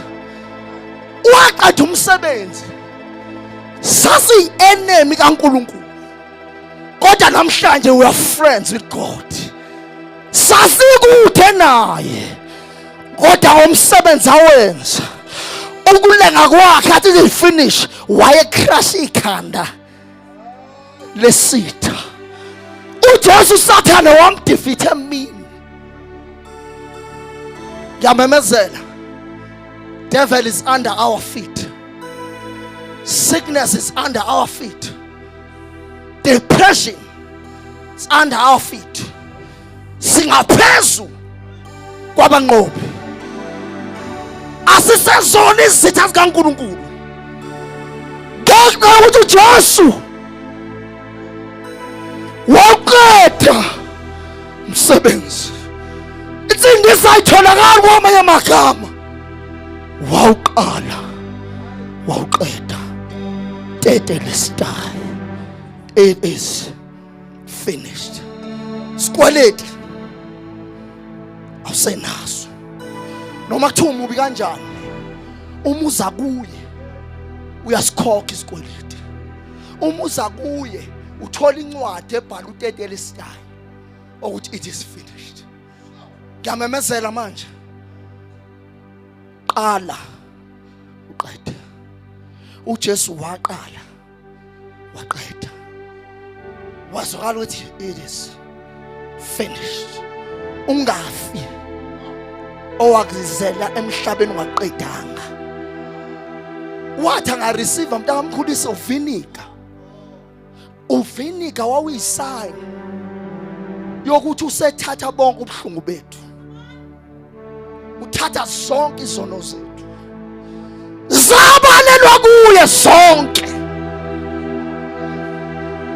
Noma ngathi umubi kanjani, kodwa kuJesu naleso sono, it is finished.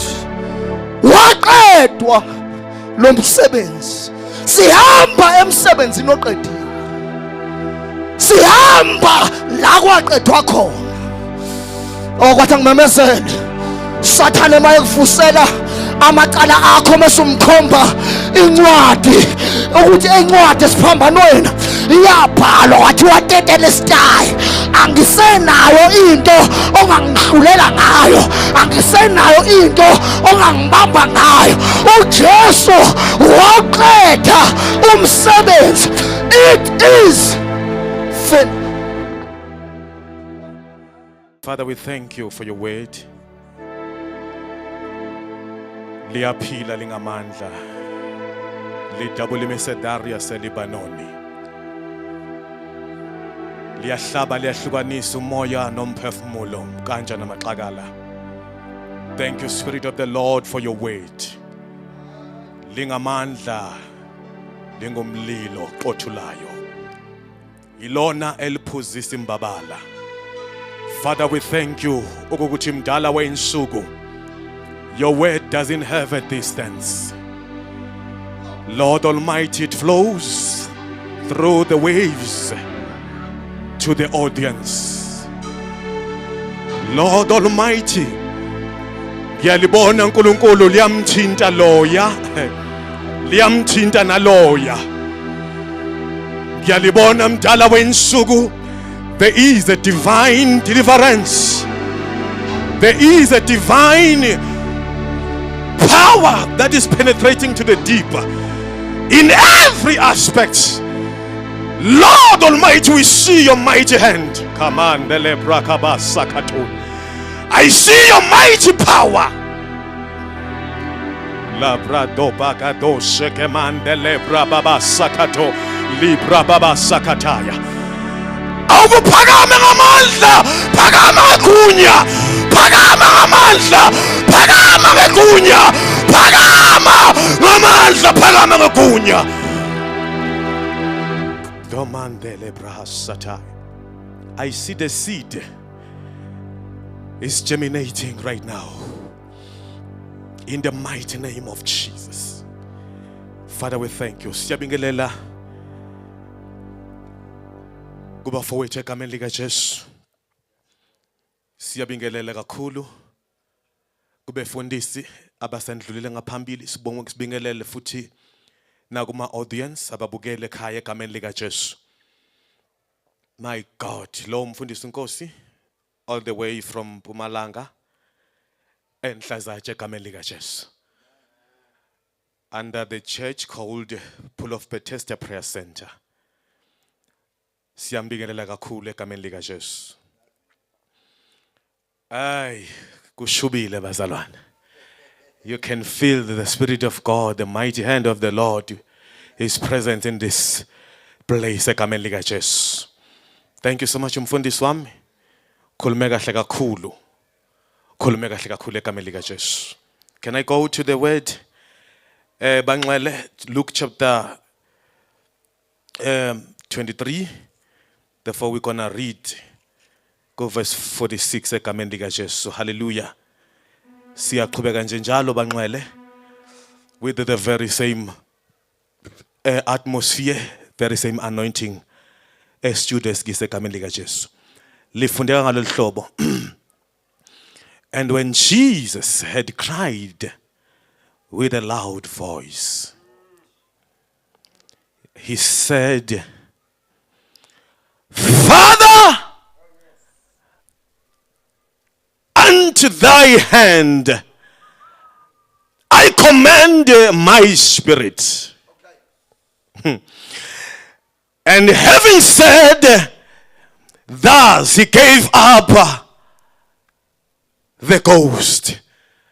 Amanye amahumusho athi he gave up his spirit. Hallelujah.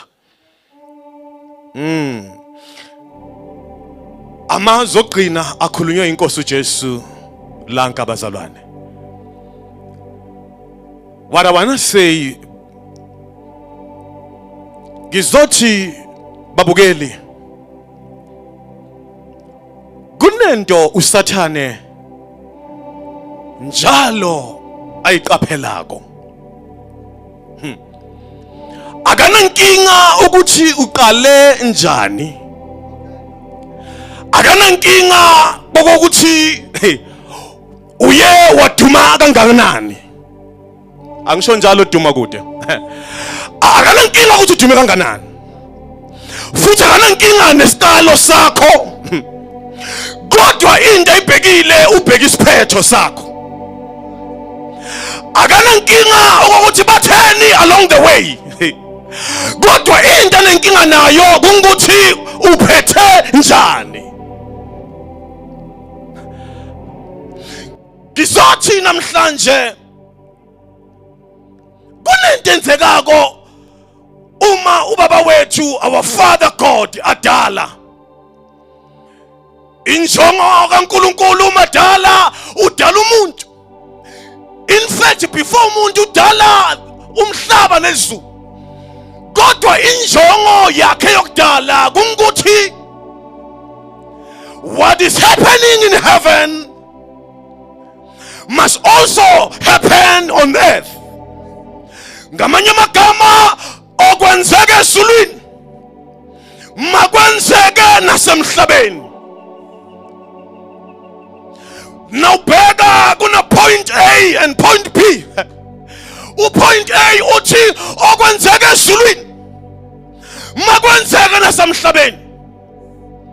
Okungukuthi ngamanye amagama, our Father God uyadala udala with a purpose. Oguthi no, let me extend myself. Let me extend myself. Ang extend uNkulunkulu. Give extendele emhlabeni. Ukuze konke okwenzekako ezulwini kwenzeke nasemhlabeni. Therefore it happened. Umuntu waphambana loThixo. Ngamanye amagama, the whole plan of God was disturbed. Ngokuthi umuntu awele esonweni. Fast forward, sibona uNkulunkulu wenza lenye into la. Uyabona ukuthi there is a chaos right now. Uyabona ukuthi umuntu uphambene naye. Uyabona ukuthi umuntu ngumdalile but wangijikela. Uthi uNkulunkulu ngiyasola. Why ngumdala umuntu? It is because of sin. When we check, simbona manje uthumela indodana yakhe igama layo Kristu uJesu. Uthi mntanami hamba bawafela. Ngamanye amagama uyabona ukuthi ayikho enye into ngaphandle kokuthi uhambe bafela. Then the Bible says wahamba wabafela. Ngizothi namhlanje kunento ekufuna kuyimenshina ebhithi. Mfundisi Mkhulisi uthi kunama stages Christ Jesus undergo. Istage soqala uthi uJesu wawa. Uma athi wawa uJesu wayethwele isiphambano. Uma thwele isiphambano ayakawiswa yini? Uwiswa iweight yesiphambano. Little Bible fell. Uthi the second part, he was very weak now because of the burdens, because of the weight. Yes, Pamba. He was very weak. The last part, simbona what's the cross. Simbona yawo. Khona into engizoyilanda abangcwele la. Ngizolanda into eyodwa. Ethi kunesiphambano uJesu asithwala. Kodwa lesiphambano nakasithwala uJesu wayilwa impi wanqoba. Ngamanye amagama walukula okuhle from point 1 wafika egcineni from point B wanqoba. Ngamanye amagama walwa waqeda ibanga lakhe. Okungukuthi ngamanye amagama during the course of the journey simbona akusimnandi uyalwa. During the course of the journey simbona uyashaywa. Nkosi yami. During the course of the journey simbona he's brutally tortured. Simbona igazi liyopha. Simbona uba bruised. Simbona uyaqhubeka. Bathatha ameva bawabeka phezulu enhloko yakhe. Okungukuthi ngamanye amagama they are continuing baya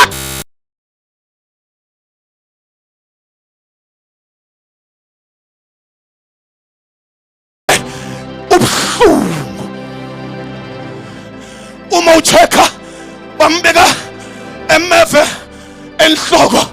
Probably they were disturbing even iqabanga kwakhe. Probably they were disturbing even ama-veins wakhe. Ngoba kusimnandi ukubekwa kwamanyeva phezulu enhloko.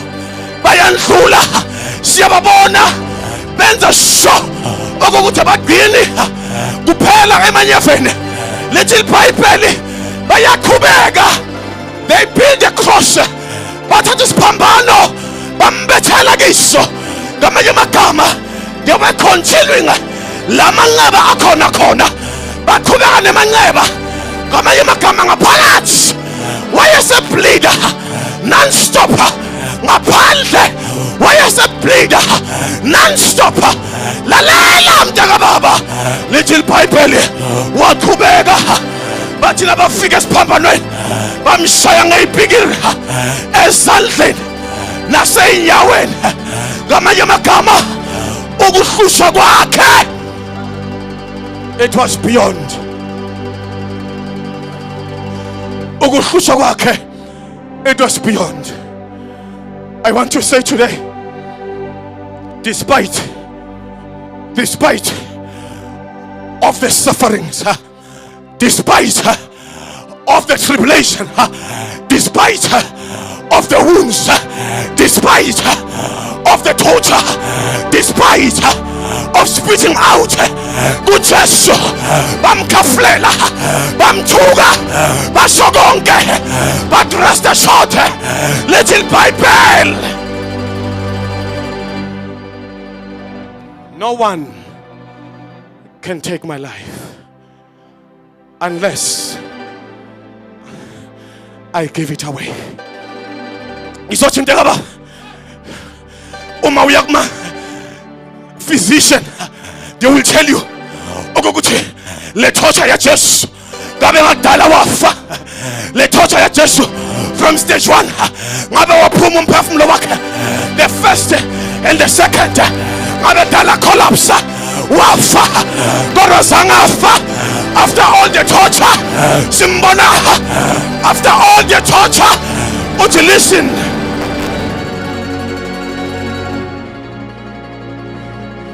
moya wami ngiyobeka esandleni sakho. Lalela mntaka baba lapha ekhaya, lalela bangakuzama left and right and center. Bangakusunela left and right and center. Bangakhuluma ngawe left hand and center. Lithi sinonkosi siyahlashaywa ngazonke kodwa sidibikale. Ngizothi kuwe mntaka baba, the more they press you, the more they suppress you, the more God raises the standard against the enemy. Ngizothi namhlanje ithi le ndoda engikristu Jesu, moya wami ngiyawubeka. Lalela, kunento enzekako. Little Bible immediately abeka umoya wakhe. The Bible says wabese uyendlula. Ngamanye amagama he rested. Ngizothi mntaka baba, the physical world abantu balamhlabeni bebacabanga ukuthi siqedile because inyama ihlukana nomphefumulo kanti abazi ukuthi le nkonde le ndoda esikhuluma ngayo immediately physically simbona afile ngamehla ethu kodwa kunento esiyibonako lithi iBhayibheli lami wahamba waya ngaphansi emathunjini nomhlaba kunento enzekako lapha. The Bible says he continued preach to the prison spirit. Ngamanye amagama le mimoya ebengaphansi eyafa noma be-rebellious nesikhathi sika Noah, the very same spirit simbona uJesu uyangena kwangathi ngiyambona ungena ngaphansi right into abyss uyangena. Little Bible he preached. Lale amajuda ya celebrate athi ufile amazulu aya celebrate athi victory is in us, victory is in us.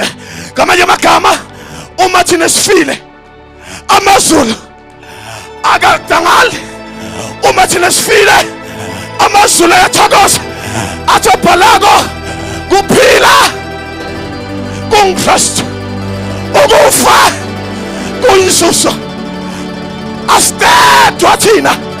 The more you kill us is the more we rise again, we rise again, we rise again. Little Bible wangagcina kushumayeleni wathatha inketane noma ke ikhiya ze hiding. Nkosi uJesu uma qeda kuyithatha, that was the symbol of authority, that was a symbol of victory, that was a symbol of which we have conquered.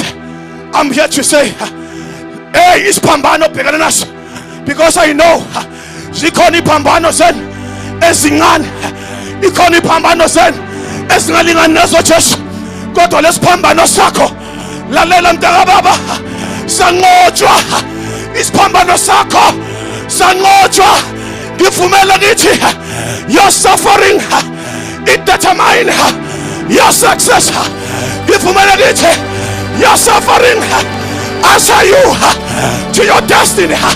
Ngivumela ngithi you are in the right track. Ngivumela ngithi usojantshile right way.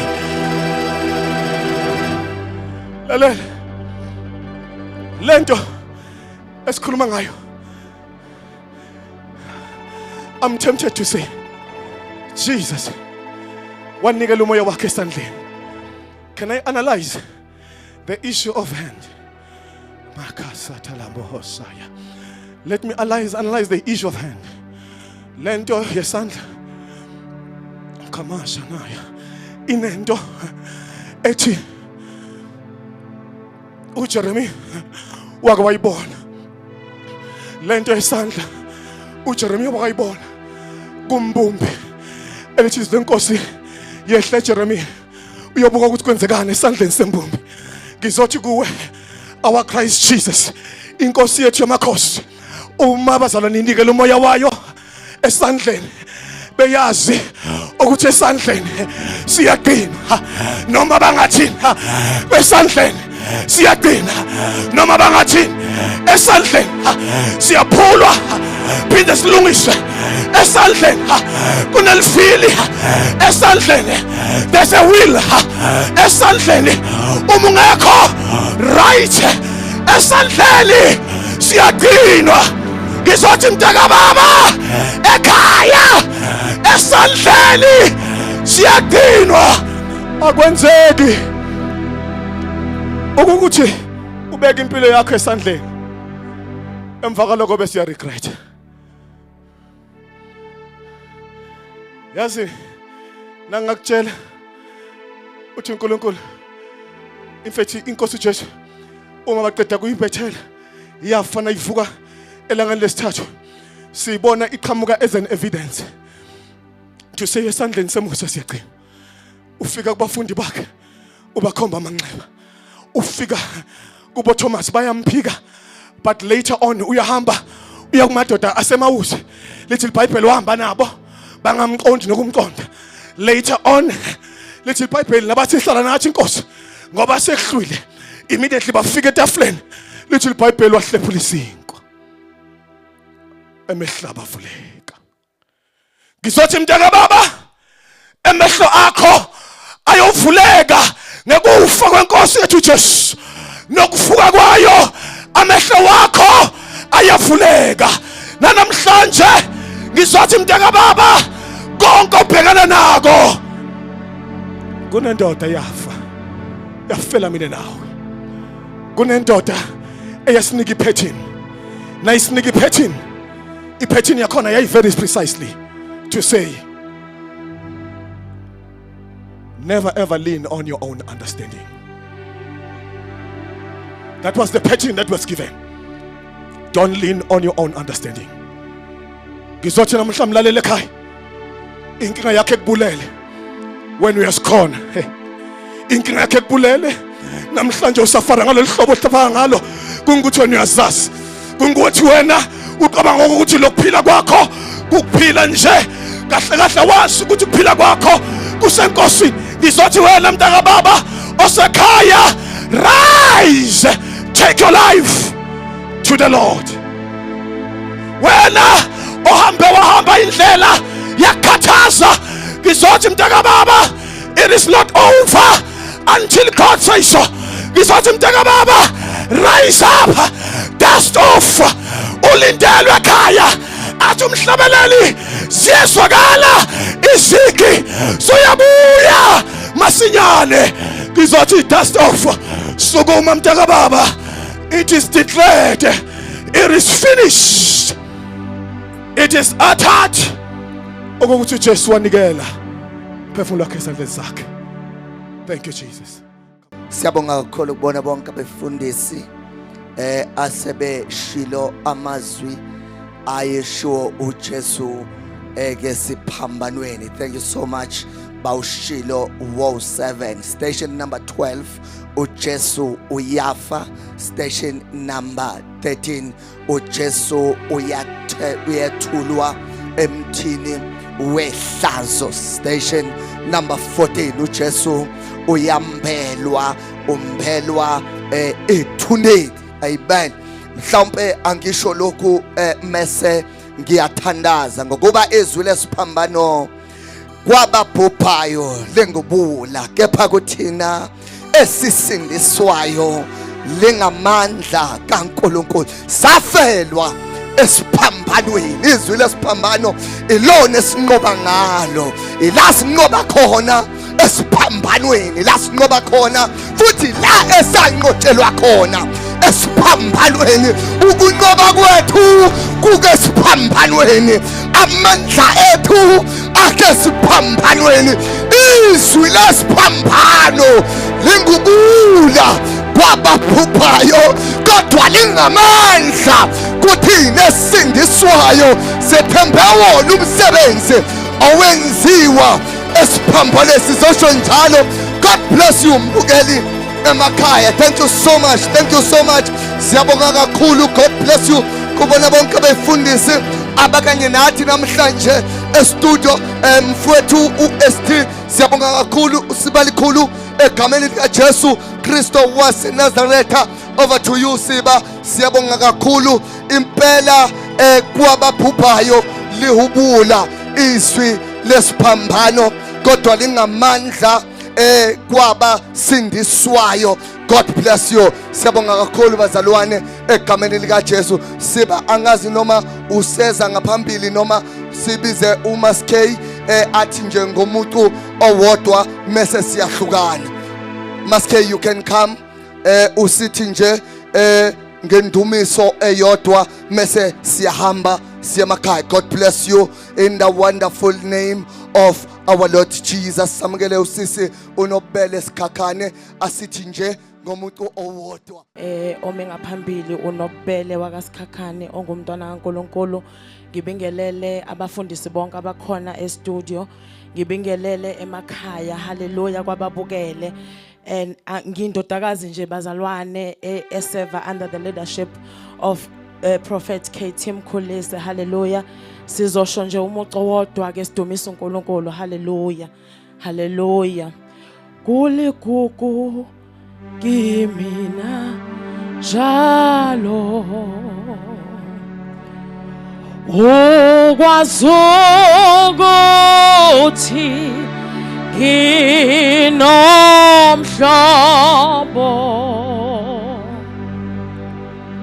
oke kangishi yomuyenzo kozinzi ima ohlale khona uma ngimdinga ngempela umhlobo